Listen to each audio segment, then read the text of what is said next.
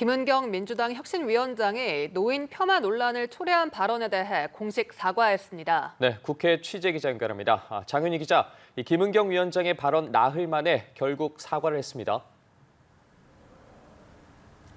네, 그렇습니다. 오늘 오전 민주당 중앙당사 앞에서 김은경 혁신위원장은 지난 주말 청년 간담회에서 한 발언과 관련해 사과하며 고개를 숙였습니다. 특히 어르신들에게 더욱 정중히 사과하겠다고 밝혔는데요. 직접 보시겠습니다.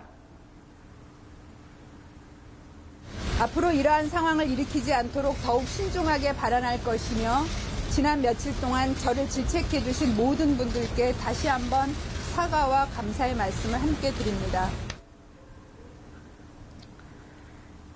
김 위원장은 사퇴 입장을 묻는 기자들의 질문엔 혁신 의지는 그대로 갈 것이라고 선을 그었습니다. 이처럼 공식 사과에 나선 데에는 김 위원장의 남은 수명에 비례해 투표권을 행사하는 것이 합리적이란 취지가 포함된 발언의 여풍이 거셌기 때문입니다.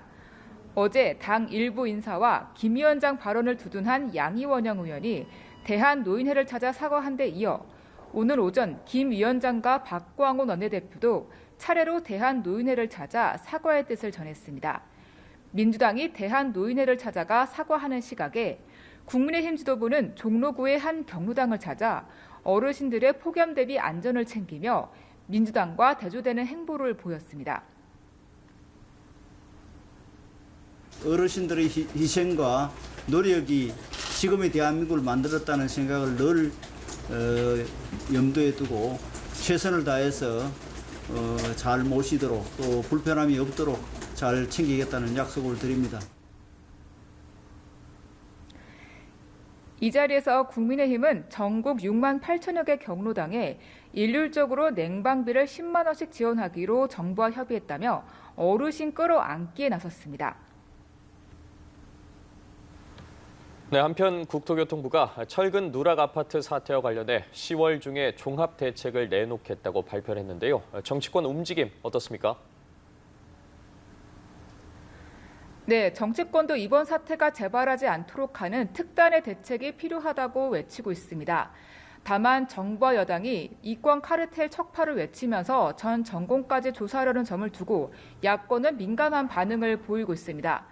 국민의힘은 문제가 된 아파트의 대부분의 설계가 문재인 정부에서 이루어졌다고 따지고 있고 김기현 대표는 국정조사 추진도 공식화한 상태입니다. 민주당은 철근이 누락된 LH 아파트 대부분이 윤 정부 때 준공, 공사가 이뤄졌다며 반격했는데요. 이에 대한 국민의힘의 반응 들어보시겠습니다. 사실 준공 이전에 감리라든지 이런 것들이 훨씬 더 건축물 안전에 중요한 사안입니다. 이에 민주당 박광온 원내대표는 남 탓을 할 문제가 아니라고 다음처럼 쏘아붙였습니다. 이번 사태는 국민 안전과 직결된 중대 사안입니다. 여야가 따로 있을 수 없습니다. 남 탓을 할 문제는 더욱 아닙니다. 또 민주당은 국민의힘이 구성할 TF에 맞서 국토위원회를 중심으로 철근 누락 이슈를 챙길 수 있는 전담 기구를 만들어 대응하겠다고 밝혔습니다. 지금까지 국회에서 연합뉴스TV 장윤희입니다.